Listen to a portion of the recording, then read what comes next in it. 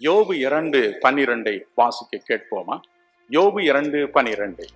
அவர்கள் தூரத்தில் வருகையில் தங்கள் கண்களை ஏறெடுத்து பார்த்தபோது அவனை உருத்தெரியாமல் சத்தமிட்டு அழுது அவரவர் தங்கள் சால்வையை கிழித்து வானத்தை பார்த்து தங்கள் தலைகள் மேல் புழுதியை தூற்றிக் கொண்டார்கள். யோபு என்ற ஒரு பக்தனை குறித்து நாம் இங்கு வாசிக்கிறோம். அவன் மிக அழகுள்ளவன், கம்பீரமான தோற்றமுடையவன் என்று யோபு 29:7-8 கூறுகிறது. திடீரென அவனுடைய உடலில் நோய் வந்து தோன்றியது. யோபு 2:7 சொல்கிறது, தலையிலிருந்து கால் வரைக்கும் கொடிய பருக்களால் பிசாசு அவனை பாதித்தான் என்று வேதம் சொல்கிறது. அவன் தன் தலையை சிரைத்தான், தன்னுடைய வஸ்திரங்களை கிழித்தான், மண்ணில் உட்கார்ந்தான், சாம்பலை தன்மேல் தூற்றிக் கொண்டான், ஓடு ஒன்றை எடுத்துக்கொண்டு தன்னை சுரண்டி கொண்டு உட்கார்ந்தான். செய்தியை கேள்விப்பட்ட அவனுடைய ஆப்த நண்பர்கள் 3 பேர் ஓட்டமாய் ஓடி வந்தார்கள். வந்தவர்கள் தூரத்தில் அவனை பார்த்து, ஐயோ ஒரு தெரியவில்லை என்று கலங்கி அழுதார். நோய் கடினமானது, இயேசுவுக்கு அது தெரியும். சில தினங்களுக்கு முன்பே, நான் இங்கு வருவதற்கு முன்பே, ஒரு பெண் கர்நாடகாவிலிருந்து என்னை பார்க்க வந்தாள். அவளை பார்த்ததும் எனக்கு ஒரே மகிழ்ச்சி. அவள் சொன்னாள், அங்கிள், உங்க ஜெபத்தினால தானே நான் என் பெற்றோருக்கு பிறந்தேன் என்று சொன்னாள். எத்தனையோ வருடங்களாக குழந்தையற்ற அவளுக்காக நான் மன்றாடினேன். நம் ஆண்டவர் நல்லவர், மனதுருக்கமானவர். இந்த பெண் குழந்தையை கொடுத்தார். அடுத்து அவள் சொன்ன காரியம் என் உள்ளத்தை உடைத்தது.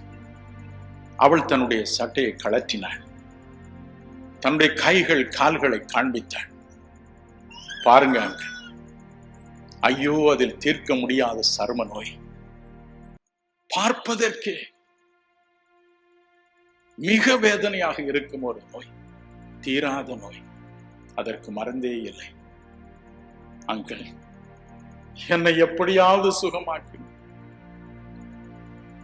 என்னை எப்படியாவது சுகமாக்குங்க அங்கிள், நீங்க தானே எனக்கு பிறப்புக்கு காரணமானீர், எனக்கு உதவி செய்யுங்கள் என்று அவள் சொன்ன பொழுது என் உள்ளம் உடைந்தது. இப்படிப்பட்ட சூழ்நிலை நமக்கு உதவி செய்யத்தான் நம் அருள்நாதர் இயேசு அப்படி தொங்கினார், அனாதை போல. மத்தேயு 8:17 சொல்கிறது, அவர் தாமே நம்முடைய பலவீனங்களை ஏற்றுக்கொண்டு நம்முடைய நோய்களை சுமந்தார். நம்முடைய சரீரத்தை உருக்குலைய செய்யும் ஒவ்வொரு நோயும் அவர் சுமந்தார், அவர் உருக்குலைந்தார் என்று. அதுதான் நம்முடைய நம்பிக்கை. உங்களிலும் பலர் அப்படி வந்திருக்கலாம். கவலைப்படாதீர்கள். உங்களுக்கு சுகம் தருவது பிரசங்கியாரினுடைய ஜெபம் அல்லது எந்த பிரசங்கியாரா இருந்தாலும் சரி, சிலுவையில் தொங்கும் இயேசு கிறிஸ்து. 1989 ஆண்டு என்னுடைய 2 நுரையீரல்களும் இடைவிடாத கர்த்தருடைய ஊழியத்தினால் பழுதுபட்டன. மரணத்திற்கும் எனக்கும் ஒரே மாதம் தான் இருந்தது. அப்பொழுது பாளையம் கோட்டையில் திருச்செந்தூர் ரோடில் பென்டிகாஸ்டல் சர்ச் ஆஃப் இந்தியாவில் பாஸ்டர் SP டேனியல் என்ற ஒரு பக்தன் இருந்தார். எப்படியோ அதை கேள்விப்பட்டார். ஒரே ஓட்டமாய் ஓடி வந்தார். ஒரு குலைந்த என் உடலை கண்டார். மனம் கசந்து அழுதார். யோபுவின் நண்பர்களைப் போல அழுதார். ஐயோ, என் மகன் இப்படி போனானே, எலும்பும் தோலுமாய் போயனானே, எனக்கு அடையாளமே தெரியவில்லை என்று புலம்பி அழுதார். அடுத்து என்ன செய்தார் தெரியுமா? என் அருகே முழங்கால் படியிட்டார். அவர் செய்த ஜெபம் இன்றும் என் உள்ளத்தை உருக்குகிறது. நினைத்தாலே எனக்கு புல்லரிக்கிறது. அவர் சொன்னார், ஆண்டவரே, எனக்கு வயது 67. இனி இந்த உலகத்தில் நான் இருப்பதில் பயனில்லை. ஆனால் இந்த வாலிபன் இருக்க வேண்டியது அவசியம். என் மகன் இருக்க வேண்டியது அவசியம். அவனுக்கு 34 வயதுதானே ஆகிறது. அவன் இருக்கட்டும், நான் போகட்டும். அவனுடைய சரீரத்தில் இருக்கும் அத்தனை நோய்களை ஒன்று விடாமல் எடுத்து என் மீது போட்டுவிடும். நான் சாகட்டும், அவன் பிழைக்கட்டும். நான் சாகட்டும், அவன் பிழைக்கட்டும். தேவன் மனம் இறங்கினார். என் நோயை என்னை விட்டு அகற்றினார். இப்படிப்பட்ட தெய்வ பக்தர்களை நீ நான் என்று காணப்போகிறோம், என்று காணப்போகிறோம்.